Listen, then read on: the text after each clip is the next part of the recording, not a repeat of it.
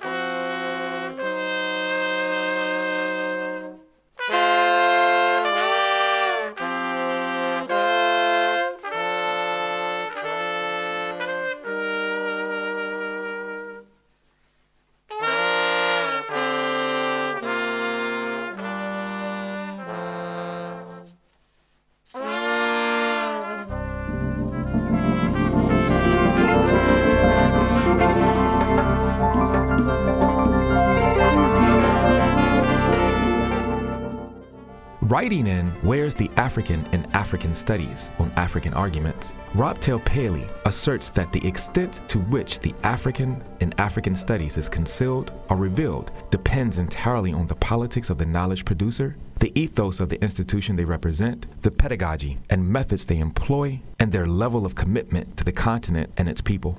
In Decolonizing Knowledge and the Question of the Archive, Achille Mbembe presents a theoretical lens through which we can use to examine current conditions in present societies who are a product of settler colonialism, neocolonialism, chattel slavery, etc. Mbembe introduces us to the notion of a negative moment. Applying this negative moment to the fluctuations in the socio-political and economic reverberations of a colonized and apartheid South Africa, Mbembe argues that while explicit calls to bring white supremacy to its knees are clear in South Africa, the same seems to go missing when it comes to publicly condemning the extrajudicial executions of fellow Africans on the streets of our cities and in our townships. As Fanon suggested, there seems to be no contradiction between wanting to topple white supremacy and being anti-racist while succumbing to the whispers of isolationism and national chauvinism. Mbembe goes on to argue that blackness is fracturing. Black consciousness today is more and more thought of in fractions. It is here the clarity of what a negative moment is comes to the fore. It is a moment when new antagonisms emerge while old ones remain unresolved. It is a moment when contradictory forces, undeveloped, fractured, fragmented, are at work, but what might come out of their interaction is anything but certain.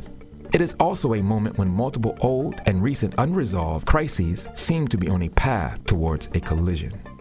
It is in this moment that knowledge, understanding, and power converge. It is here that the mere prohibitive structures, institutions, and systems that promote some forms of knowledge and demonize others is an act of violence. Its deep-rooted implications become even more clear when one sees that this act is in fact rooted in an attempt to dehumanize those who are the actual subjects of the knowledge being produced.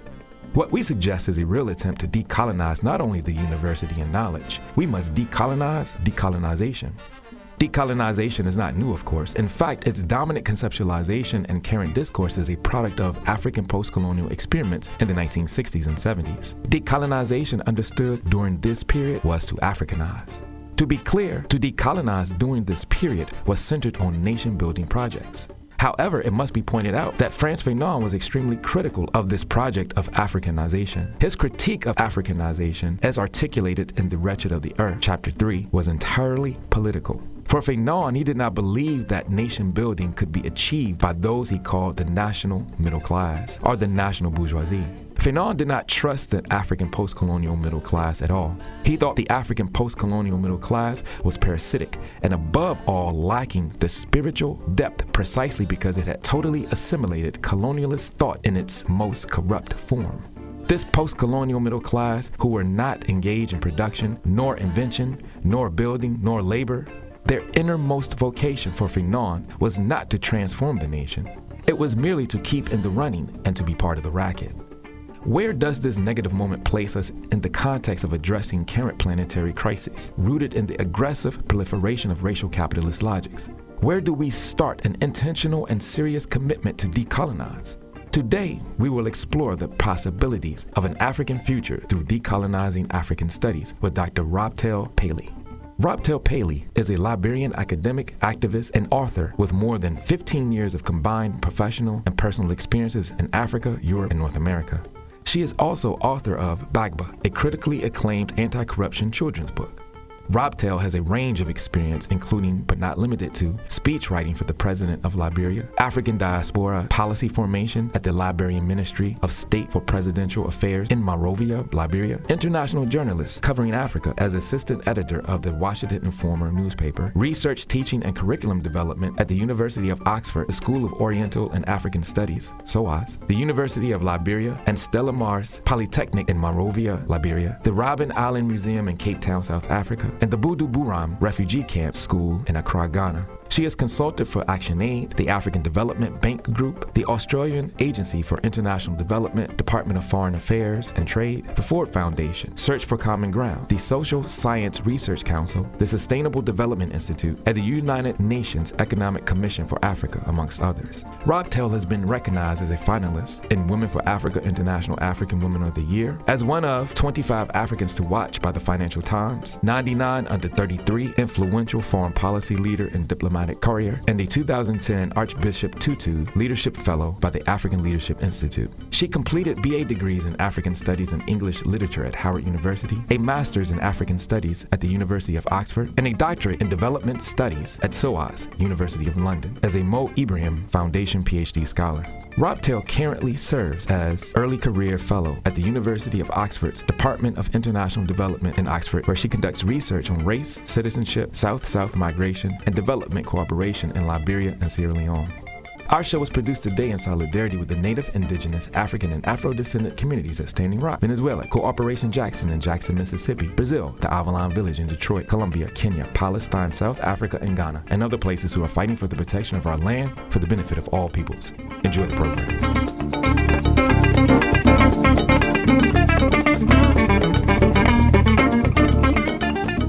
Thank you for taking the time to join us today. Oh, thank you for having me. Okay, so I wanted to see if we could do two interdependent things in our conversation today.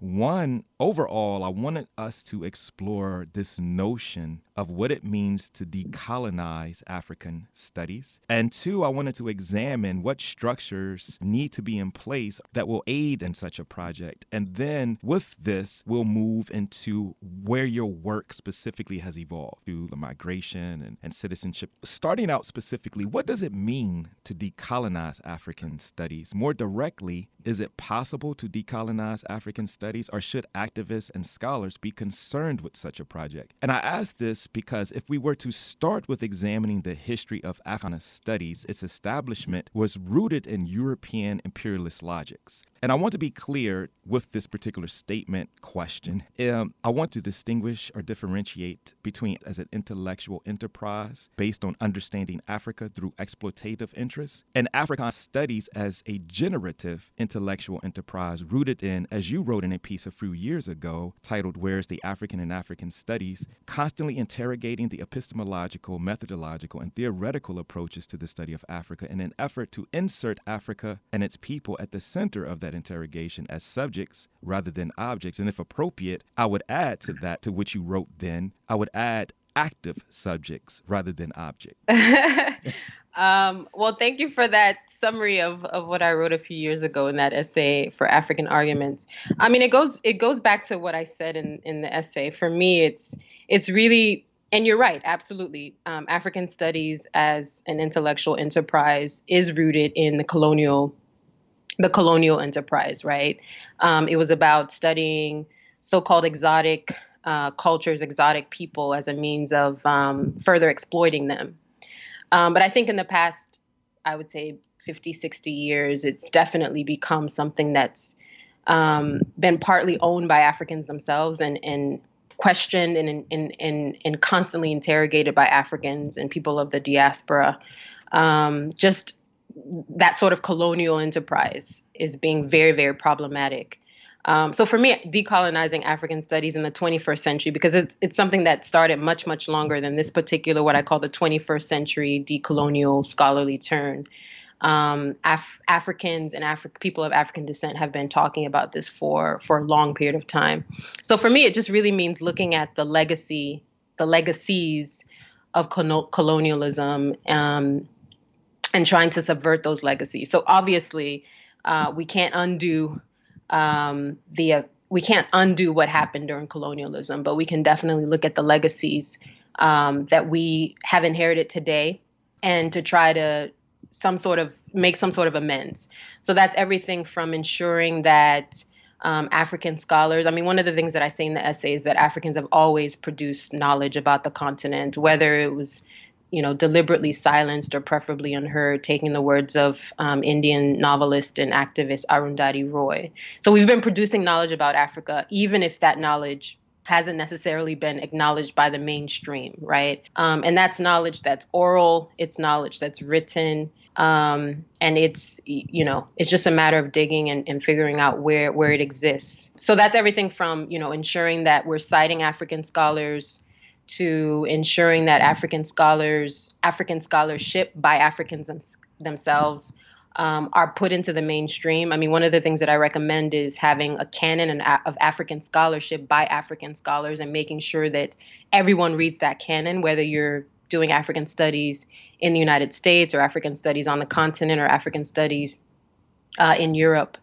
And then for me, one of the most important parts of that is to also make sure that it's not a masculinist enterprise. I find that quite often when we're talking about the sort of foremost thinkers or the authoritative scholars, we often cite men, whether they're European men or white men or African men. And I find that to be incredibly problematic as an African woman feminist, as well as an African scholar myself. What are the contributions that African women have brought to this particular field? And they're tremendous. So everything from Amina Mama's establishment with a number of other African feminists of the Feminist Africa Journal that's based out of the University of Cape Town, to Nwando Achebe's Journal of West African History, to feminist scholars across the board, from Sylvia Tamale to Nawal al-Saldawi. Just centering the work of African women scholars is equally as important as centering the work of African men scholars, male scholars. And so in your statement, or in your response to that question statement that I posed a few minutes ago, what you're saying here is very interesting, because even the idea of decolonizing the university, decolonizing African studies, or decolonization, and the long genealogy that you hinted to just now was really kind of, put into the highlighted what was going on in South Africa with the Fees Must Fall and Roads Must Fall. How much of that has spurred conversations around the globe for particularly young scholars to really kind of interrogate this philosophy of knowledge production, and kind of interrogate these racist and gendered aspects that kind of promote or frame the way that we, as people of African descent in the diaspora, and also continental African scholars, understand themselves in relation to knowledge production in the university? Sure. I actually don't really like to start with the Fees Must Fall and Roads Must Fall, because I think that's just a 21st century manifestation of a long, enduring conversation that started a long time ago.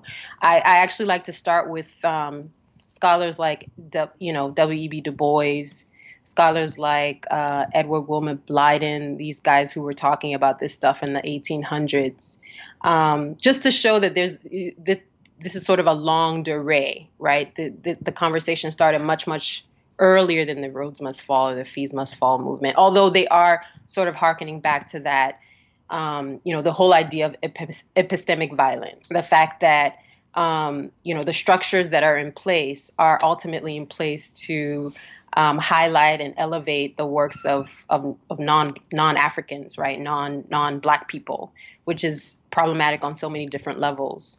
But I think what's great about the Rhodes Must Fall and the Fees Must Fall movement is that it made it mainstream, and it made it mainstream in such a way that it used social media.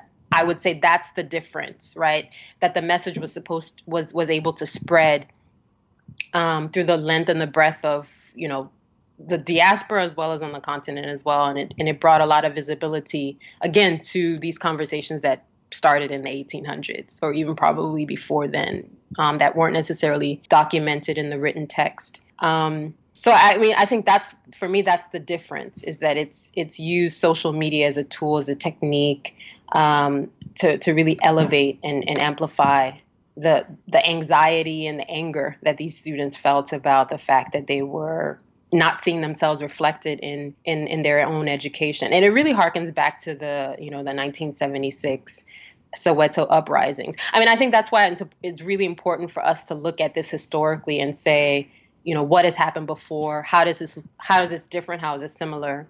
In order to really have a broad-based understanding of, it's actually quite unfortunate that we're still having this conversation in the 21st century, that very little has changed. And my hope is that in the next century, things will be different, and that we're not just sort of putting a Band-Aid on the conversation and regurgitating what has already been said, but that we're actually doing something actively to change it. So that's what I'm most interested in.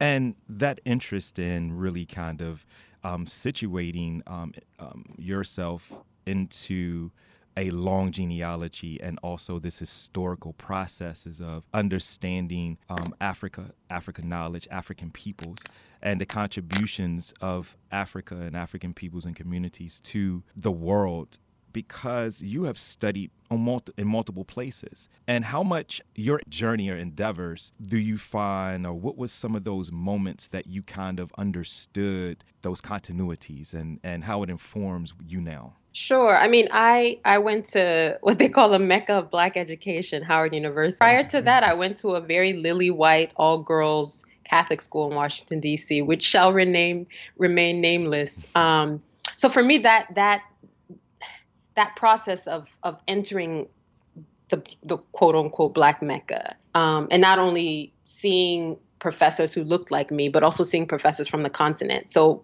I would say maybe 2/3 of my professors in the African Studies department were Africans themselves. So not diasporic Africans, but Africans who'd grown up in the continent. And for me, that was such a liberating feeling, to be able to recognize that not only was our knowledge important, because I certainly didn't have that in high school. I took a 20th century honors history class, and some of the students in my class kept asking why it is we were doing a whole module on Africa.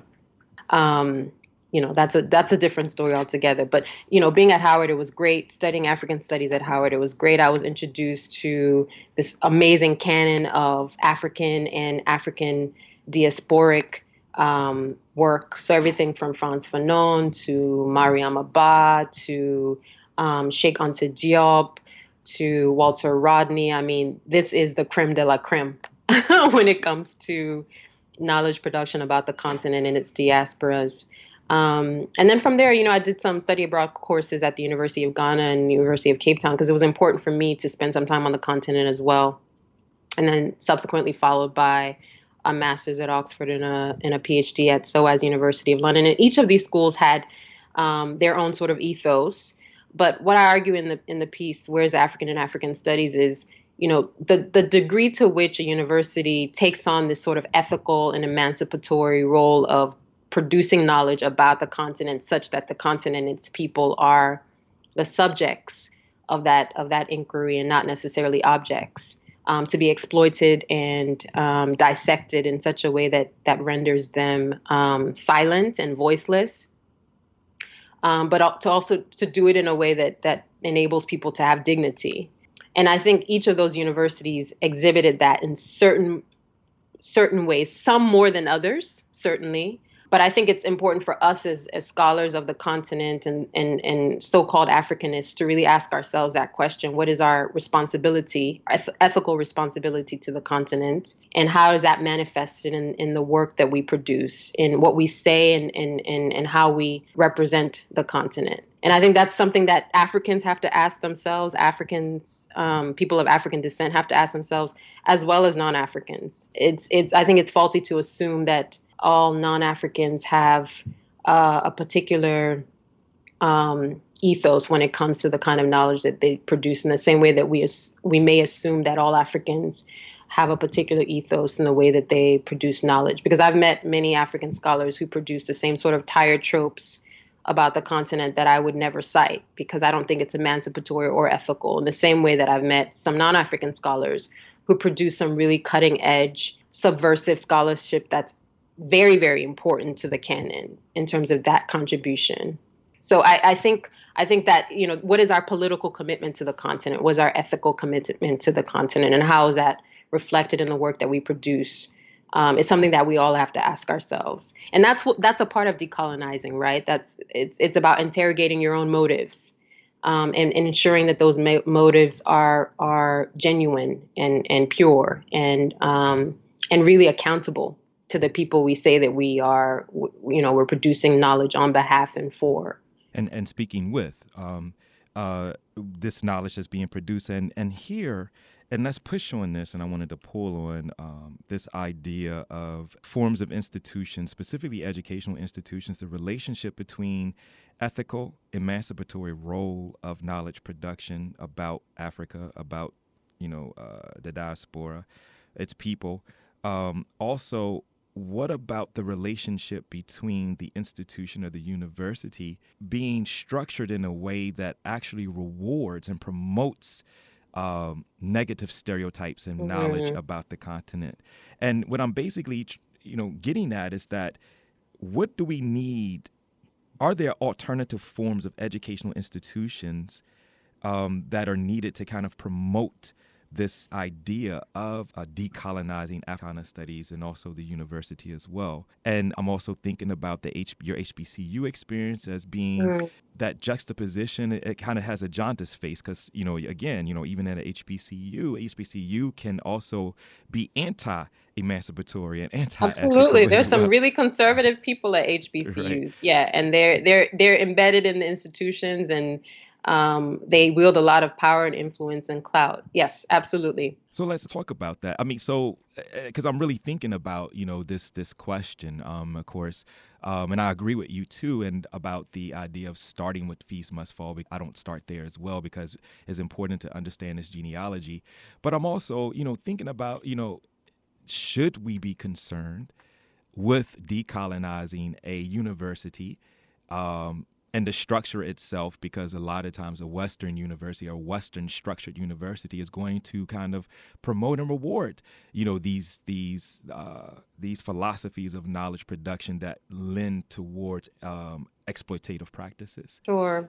Honestly, I think that's a part of the subversive act, right? Is to change that, because at the end of the day, universities are the starting point for a lot of this at the tertiary level. I mean, I can't think of other alternative institutions that would be able to do this kind of work and do it thoroughly. So if we believe that institutional structures within universities are exploitive and are not emancipatory and are not doing the important deconstructing, then we have to make them. We have to turn them into those institutions. So I think, and these are struggles that African scholars on the continent are particularly facing because of austerity measures, because of, structural adjustment in the 21st century, because of leadership that finds intellectuals to be threatening, because of strikes, because of lack of living wages. I mean, we talk about the difficulties we faced in the so-called West, but I have a lot of colleagues and friends who teach at universities in the continent, and their struggles are mammoth. So I can only imagine what they have to go through to do this important, emancipatory, ethical, subversive work in the midst of all of these resource constraints. But it is work that we have to be committed to. I mean, if one of the things I gave a keynote at Northwestern a couple of days ago, and I said one of the things that we have to stop doing is constantly pontificating about these issues without being engaged as public scholars, as public intellectuals in the real world, aligning ourselves with the difficult struggles that people are facing on the continent. That's a part of the decolonial turn that I think we need to focus on more, is realizing that effectively we can't decolonize African studies without the continent being completely liberated. And at the moment, the continent is in a state of capture. So I think we just need to push ourselves as scholars. We need to push ourselves to do more.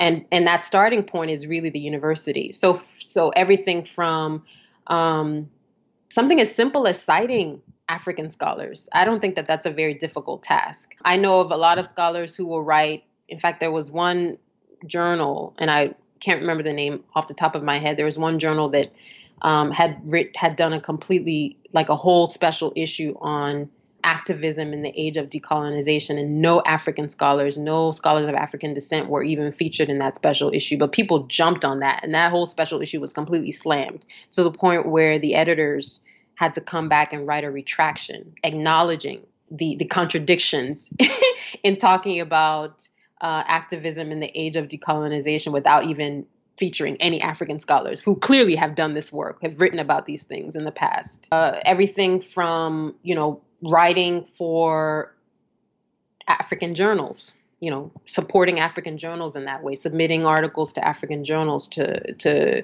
strengthen the production of knowledge from those African journals.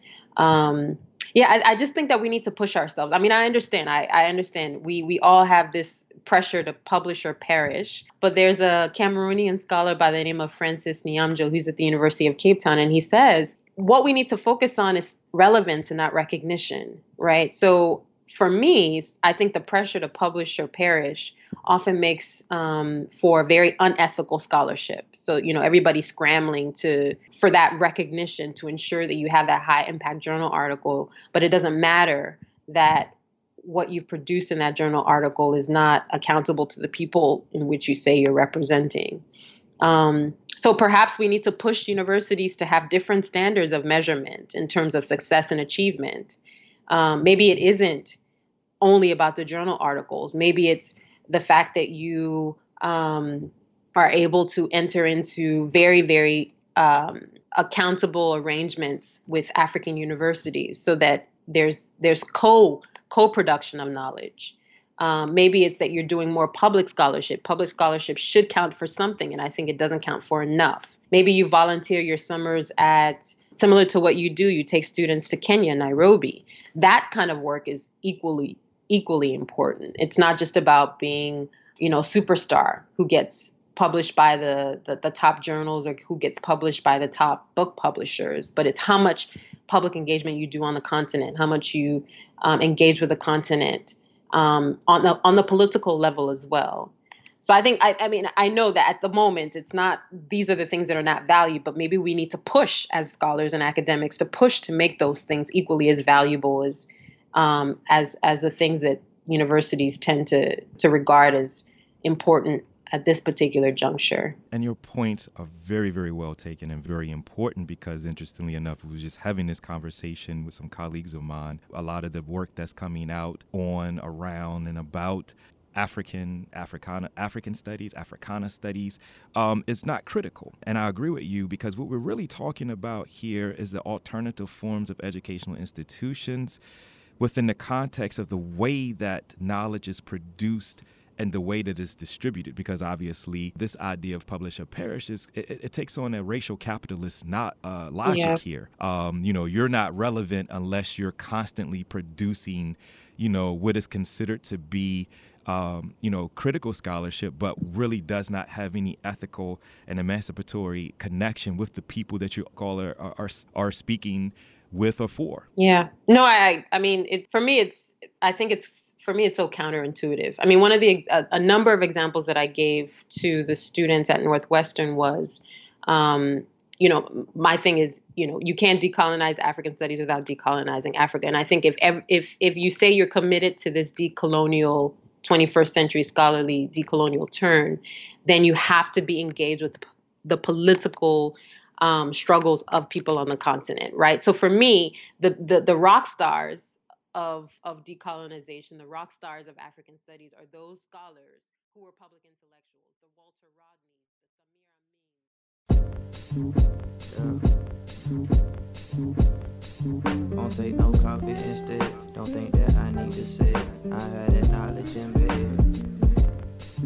The cause is so far from dead.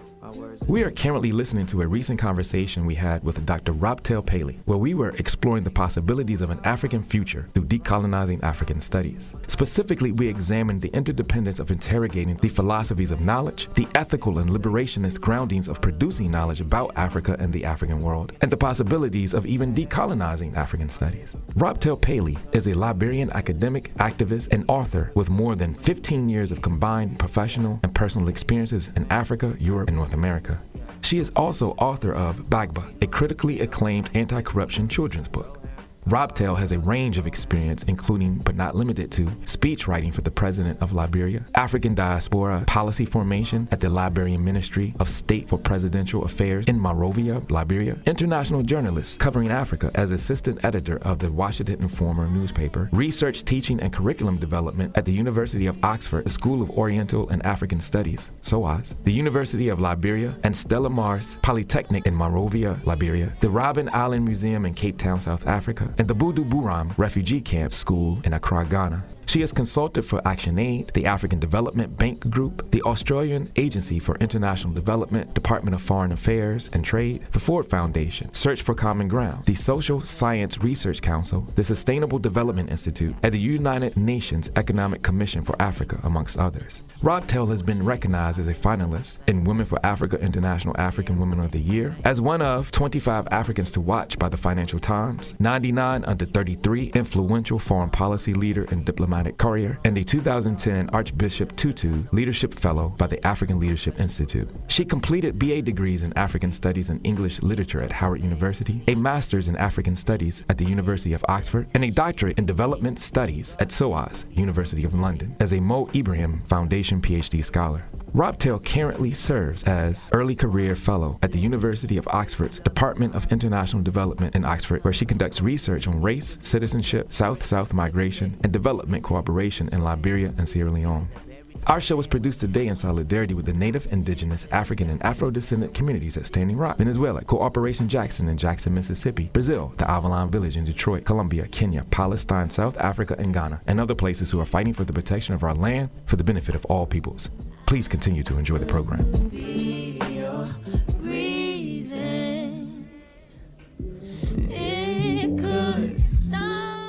Of decolonization, the rock stars of African studies are those scholars who were public intellectuals, the Walter Rodneys, the Samira Amins, the Nawala Sodawi, the Sylvia Tamale, the Aisha Imam. These people were and some of them still are today, very, very engaged in what's happening in terms of political liberation struggles, the 21st century liberation struggles against austerity, against autocracy, against patriarchy, against racism, against structural adjustment. I mean, in the absence of that, it's impossible for us to decolonize African studies if the continent is in a complete state of capture. So we can keep talking about this until we're blue in the face, but we have to be actively involved in those same struggles.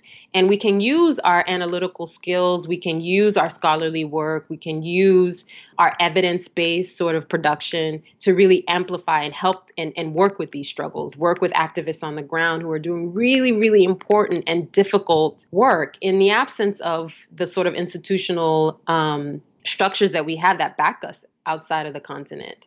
So yeah, I think we just need to be a bit more radical in our approach and revolutionary in our approach. And for me, decolonization, as Frantz Fanon argued, is a violent political process. It's not something that's steeped in cerebral, constant pontificating. It has to be really, really, really, had to push the agenda beyond the university, beyond the ivory tower. And what we just did right now was just wrote an article, thinking out loud, called Decolonizing Decolonization. Absolutely. Honestly, James, I think one of the things I said during the Northwestern keynote was that I feel like decolonization has been colonized. And the reason I say that is because I think now everybody's jumping on the bandwagon.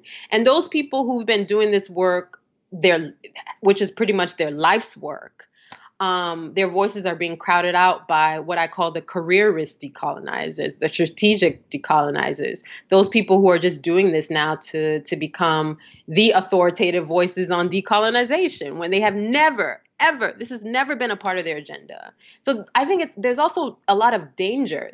I find this whole thing to be quite dangerous. And if we're not astute and really hip to what's going on, and it's already happened, right? So certain people are now claiming decolonization as they're carving it out as their own fiefdom, and we have to be really, really careful that this 21st century decolonial turn, this moment that we're in, this historical moment, is going to be overtaken by people who are not committed to the real cause, committed to the real cause of decolonization.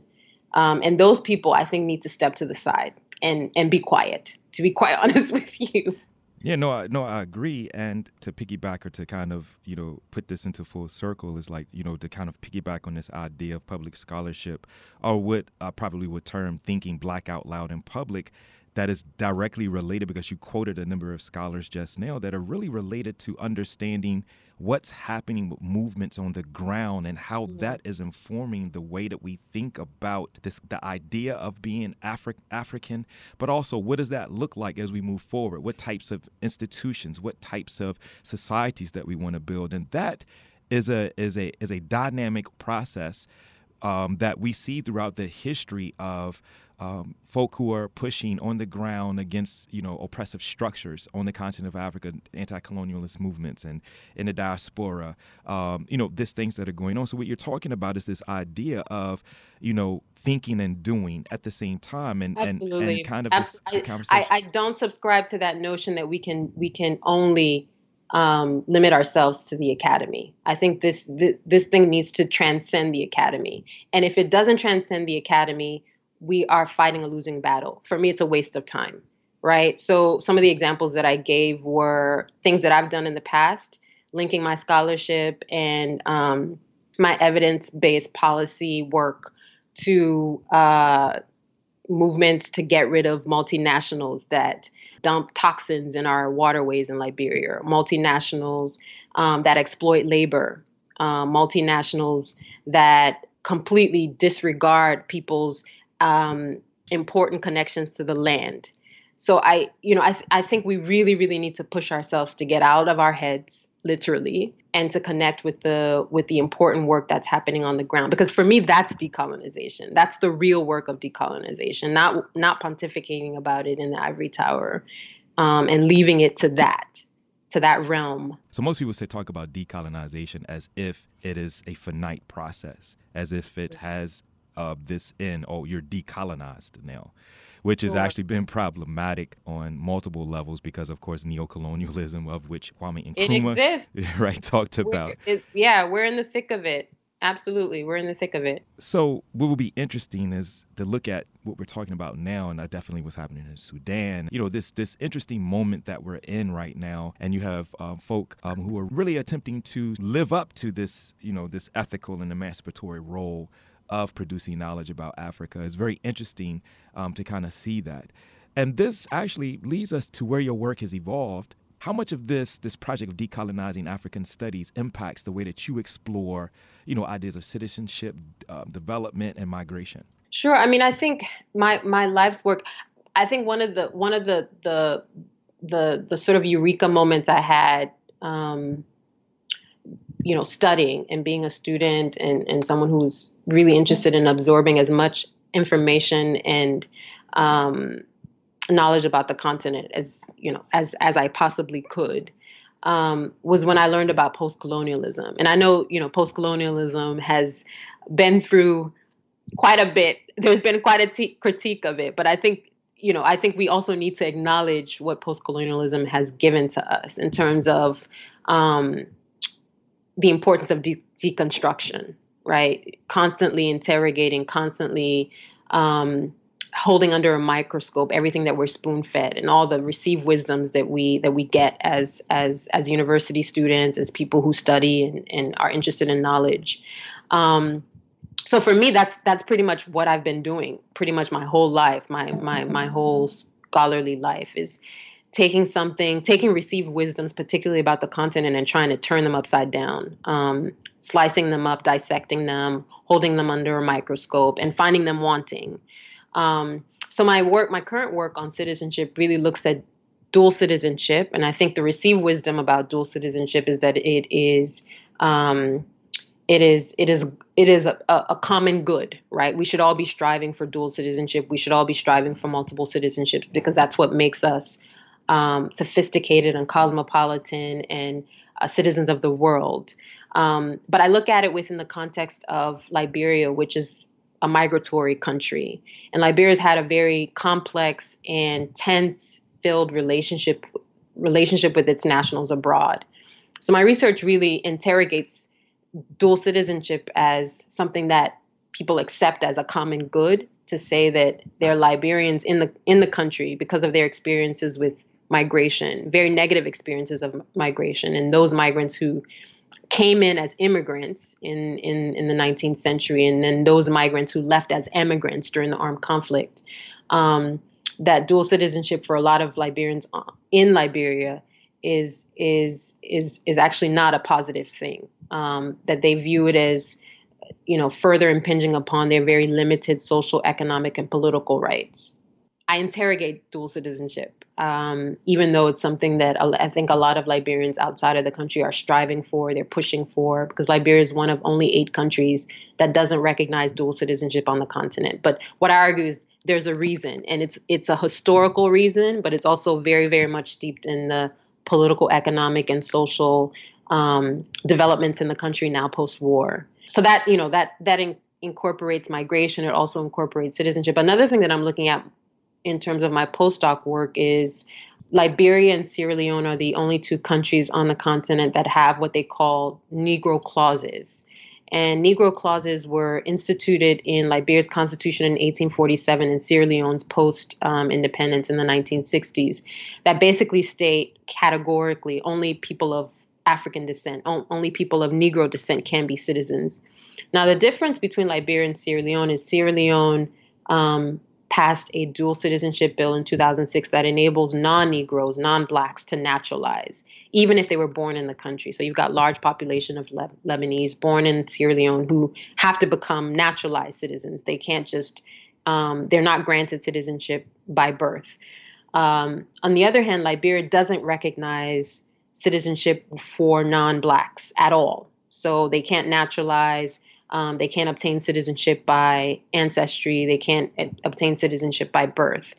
And what I argue with this new project, even though I'm sort of just starting it, is that it's interesting that these 2 clauses really challenge white supremacy because they come from a whole history, right? Liberia and Sierra Leone were countries that experienced very difficult histories of slavery and then also very difficult histories of colonialism.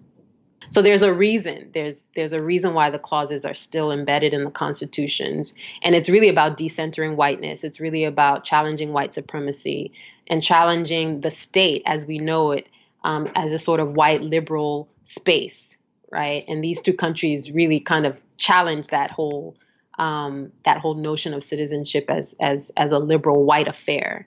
Because citizenship as an institution is embedded in European statehood. So that's the work that I'm working on now, and I'm really excited about it because it's something that I've been wanting to work on for a very long time. This whole idea of these 2 Black African countries stating, no, Black people, Black citizenship is more important, and completely challenges citizenship as nested in a sort of white liberal state. And what's interesting for me is also linking that to the Black Lives Matter movement. This whole idea of Black Lives Matter being a movement to center Black citizenship as important and valuable, and equally as important as white citizenship in the United States. So yeah, so that's what my current research looks at. And this is important because you actually talked about the role of the nation state as an imperial European construct, and also this idea of citizenship. As you were talking about this, I was also thinking about this within the context of Haiti post independence, and how they wrote in their constitution about Blackness being, central in what it means to be Haiti or Haitian. Yep, and the same thing with Liberia as well. So Blackness is basically the referent for citizenship in Liberia and Sierra Leone. And I find that to be incredibly revolutionary. A lot of people say, oh, the clause is racist. And at the moment, I'm in Indiana. I'm at the Indiana University. There's a Liberian collections archive, and I've been looking at Liberian newspapers from like the 1840s, when Liberia was established as a nation state. And I'm seeing references to, reclaiming Blackness as essential to what it means to be human. And I think in this particular 21st century moment, I think it's particularly interesting to see these clauses as protectionary and not necessarily as racist. And a lot of people will say that that's a problematic statement to make, but it's one that I'm willing to own, and it's one that I'm willing to push forward in my research. This is interesting because I'm like writing ferociously right now because there's so many different things, because you talked about what it means to be human, because I always talk about, in order to have citizenship within the context of a nation state, you have to be first looked at as being human. Yeah. And I'm really thinking about the implications of the continuities with the diaspora, African descendant connections historically, but also, you have the creation of Liberia and Sierra Leone as this nation state on the continent of Africa. How much of the history of the diaspora feeds into or expands this notion of citizenship? Well, I think with the two clauses, it definitely comes from that experience of being considered less of a human, even if you were a free Black or a manumitted slave, both in the UK, which is where the Blacks came from in terms of Sierra Leone's history, in the Caribbean, and then the United States for Liberia's own trajectory. So I think it's sort of asserting that humanness as being part and parcel of being Black, and saying, we're going to center this. This is going to be more important than anything else. And then beyond that, also, these states were created as a means of ensuring that Black people would have total control over the means of production. So everything from owning land and that is a major part of these clauses, right? Ensuring that Black ownership of land would be the only thing that's sanctioned and allowed. And it's interesting for me because you've got so much land grabbing across the continent at the moment by foreign multinationals as well as really wealthy individuals. And a lot of people in Liberia, particularly because Sierra Leone has changed a little bit, say that, the fact of the matter is we don't own our own economy. So that 19th century goal of making sure that Liberia would be a land for Black people to own the means of production still hasn't been realized in the 21st century. So people say we can't remove this clause because that dream has not been fulfilled. So yeah, there are lots of historical sort of continuities, ironic continuities, but ones that are, for me, super, super fascinating, particularly now because, we're in the age of the anti-migrant anxiety. and that anti-migrant anxiety is usually targeted at Black people, right? Black migrants across the globe. They're the ones who nobody wants to enter their countries, even though they were the ones who were forcefully moved to the West as a means of exploiting their labor. But now they're considered, persona non grata. So for me, it's interesting to see countries on the continent where Black migrants are not demonized, are actually welcomed and embraced. And it's the non-Black people who are the ones who are demonized. So yeah, for me, these two case studies are fascinating on so many different levels. And what's interesting is that this hasn't been written about extensively. I mean, they're like small, opinion pieces or one or two articles in journals, but not a full-length kind of case study, comparative case study, which is what I'm working on now. And this is very interesting because, again, this idea of a dual citizenship, the continuities of liberatory movements across the African world becomes a very important platform and you linked it to the Black Lives Matter movement, but also we can link it to the other movements that are happening specifically across the continent.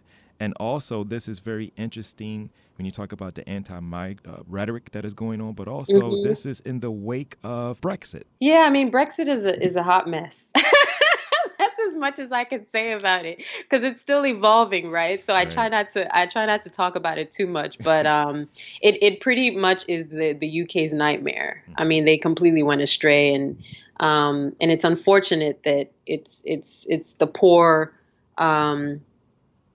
migrants who are being scapegoated and made to feel as if well, I mean, I think the Tory leadership has definitely bamboozled a lot of people into thinking that it's migrants, whether they're Black or non-Black, who are to blame for the UK's economic woes.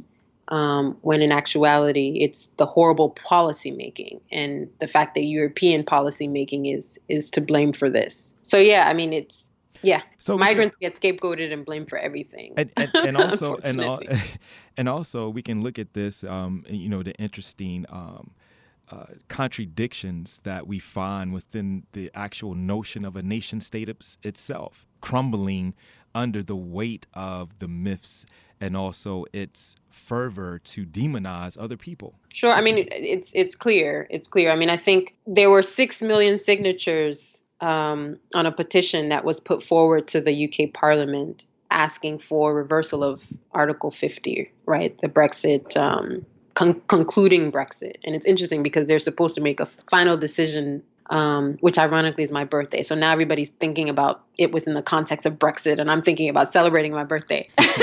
But yeah, I find it to be really, really interesting. But what's interesting for me, this also is, empires fall.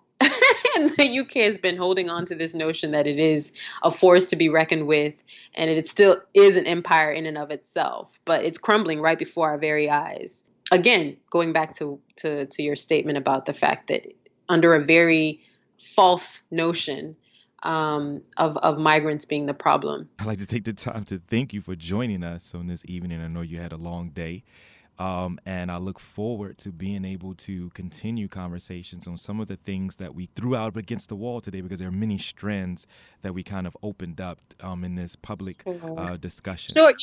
There was actually one thing that came to mind as we were talking, and it's for me, it's an area of inquiry that I think, if we're talking about decolonization, that we should follow. So I'm really, really interested in connecting, there are all these fallist movements, right? So the roads must fall, the fees must fall, the everything must fall. And I'm wondering how this all connects to things like the revolution for dignity. So what we call the Arab Spring, which is not what people in North Africa call, right? They say it's the revolution of dignity. So you've got all these autocratic leaders who've been hoisted up by the West because they serve as buffers in North Africa. So everybody from a Mubarak to a Ben Ali to a Bouteflika in Algeria now, in Algeria now. How do because these leaders fell within the context of Tunisia as well as Egypt. These leaders fell long before, and even in Burkina Faso, Blaise Compaoré. You can go to Senegal with Abdoulaye Wade. All these leaders fell before Roads Must Fall came up. And I'm really interested to find out how these two different types of movements connect, right? The movements to get rid of autocratic leaders and the movements to move a statute of a horrible imperialist, colonialist leader. And I would hope that scholars would take this up and really interrogate and inquire about the connection between the two different types of fallist kind of movements. No, that you make a very important point, because also looking at how critical consciousness developed within the African continent and transmits itself back and forth throughout the diaspora, but also back through the continent. I would probably venture to say that social media has a very important role in this as well, being able to transmit what's going on the ground, live and direct, and getting it within a snap of a finger across the world. Sure. But no, you raise an important point, and maybe we could think about that in public together. Absolutely. I'm up for it. Cool. Again, thank you for taking the time to join us this evening, and I look forward to being able to have another conversation with you. My pleasure, James. Thanks for having me.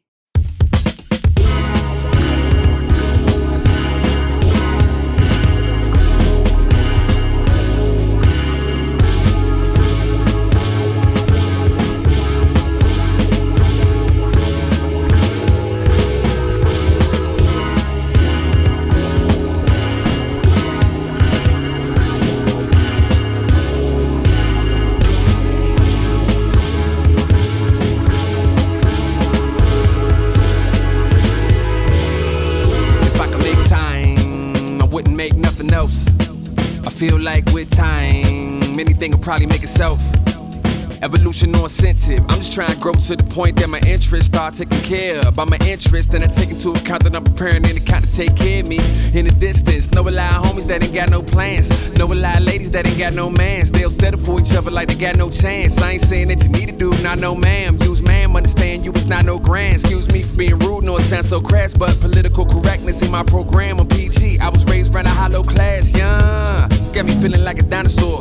I'm coming from a nerd where we knew each other business, but like diamonds in the ore, we just minded more. They say the real becoming harder to find. Good news, mean a lot of you is probably dying. I'm moving out the city cause of all the property buying. Let alone cover rent for the crib each month so you can move to LA where you can still cheap stunt. Ayy, can I get a witness? Black entrepreneur here, can I get some business? Taking out a loan, not asking forgiveness. Just take a witness, Stone Hard Place wasn't lifting cause it landed on me, I ain't land on it. Grandma never cussed like dag on it. Frustrated free, I'm picking locks cause time's still sitting in the box. I ain't got no plans, try to keep it that way. I'm just trying to do what I want to do, where y'all been a second of the day. I never make reservations, I don't hold nothing even. What I bring to the table is the truth, so I know I'm always right this way. I ain't got no plans, try to keep it that way. I'm just trying to do what I want to do, where y'all been a second of the day. I never make reservations, I don't hold nothing even. What I bring to the table is the truth, so I know I'm always right this way. And I've been up late, thinking I should move upstate. Get a farm in the middle of a town called nowhere, sounding like enough space. But I like culture, so never grab me. Agriculture, I do it gladly. I think the answer is a loft in the middle of the city in the roof where the plants be. Let's grow, hustle real hard, knowing nothing come easy. Party on the boulevard, well let's go. I'ma take a rain check, knowing any minute that the warm front end and then we all get snow. I ain't make the laws, but I am trying to break them. Not get caught by the criminals to make them. Funny that the boss gets a pardon and the sergeant get absolved when the evidence blatant. Assalamu alaikum, I'm just trying to get a piece with the pictures of a saint in the belly of the beast. Seen the lowest in the rank, think the hardest in the tank, but they seldom get the credit, so they never get the least. Sleeping on the streets, be the same ones paving. Walking on slaughter and the water ain't free. Floating with the attitude, y'all ain't me. And I had it just as bad as you, but now I made it. But that's great then, though. You triumph ain't erasing what I'm facing, so get up on my face with a conversation about how you can relate then. That's it for Africa World Now Project for this week. I would like to thank you for joining us today and look forward to spending time with you next week. We can be reached through all your regular social media platforms. Email africaworldnowproject@gmail.com or follow us on Twitter at AFWRLDNWPRJ. I'm your host and producer, James Pope. The Africa World Now Project Collective consists of international media journalist, executive producer, and human rights activist Mwizu Matali, Africa World Now Project media correspondent Funda Ngunda, senior research, content contributor, and production director Dr. Tasneem Siddiqui, senior researcher and content contributor and production associate Dr. Josh Myers, associate producer and content contributor Dr. Keisha Khan Perry, technology advisor is Byron Gray of Grayworks Technology, and creative director is Judah Pope. Africa World Now Project is heard every Wednesday at 7 p.m. on WSNC, NPR affiliate and broadcasting service of Winston-Salem State University. Shows are archived weekly on SoundCloud. Search Africa World Now Project. Until next week, be safe, be peaceful, and above all, be intelligent. This solid, not played it. Bought her at the market, you never get away with. You're lost, I'm the favorite of your favorite. Ask him, wait for the reaction, and he'll cough.